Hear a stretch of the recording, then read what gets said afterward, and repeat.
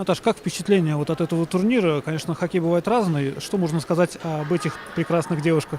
Здорово. На самом деле там такие страсти происходят не только на льду, но и на скамейке. И, к сожалению, травмы случаются. Мы видели, да, во втором периоде получила защитница.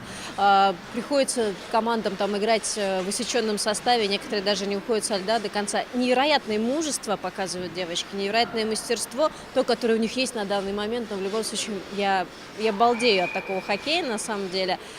И поражаюсь той выносливости, которую девчонки показывают на льду, при том, что их там тренеры прессингуют конкретно и говорят там на такие ошибки, которые иногда, может быть, даже не услышишь во время матча профессионального хоккея, большого мужского хоккея. Поэтому молодцы, здорово.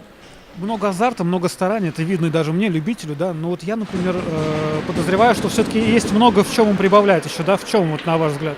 Ну, мне кажется, просто здесь у каждого тренера, у каждой команды, у каждого региона, да, свои подходы, своя школа. Вот мне Оксана рассказывала, Егорова, о том, что некоторые девочки катаются с мальчиками, некоторые девочки катаются с девочками, и это сразу заметно на льду, как они себя ведут. Поэтому, наверное, когда люди тренируются в более сложных условиях, то у них больше возможностей для их роста, развития и повышения своей квалификации. Поэтому я им всем желаю вот как раз-таки постоянно расти над собой, постоянно делать какие-то сложности, усложнять в тренировочном процессе, что это им поможет, безусловно, в игре.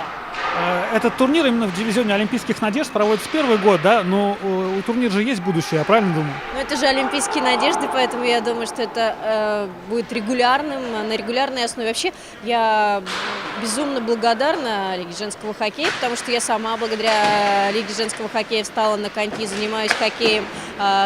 У меня несколько раз в неделю тренировка. И то, что женщины в России все чаще покупают, приобретают или надевают на себя хоккейную форму, ставят на коньки и выходят на лед, это очень здорово. Потому что помимо того, что это просто здоровье, да, укрепление здоровья, это укрепление характера твоей выносливости. То есть на многие проблемы в жизни ты смотришь совершенно по-другому. Даже если у тебя плохое настроение, ты приходишь на лед, ты оказываешься в компании девушек, ты ведешь борьбу, и все сразу уходит. И все некоторые вопросы решаются, вот кажется, такими банальными и глупыми, что ты даже о них не думаешь. Поэтому это здорово. Люди, занимайтесь вообще спортом.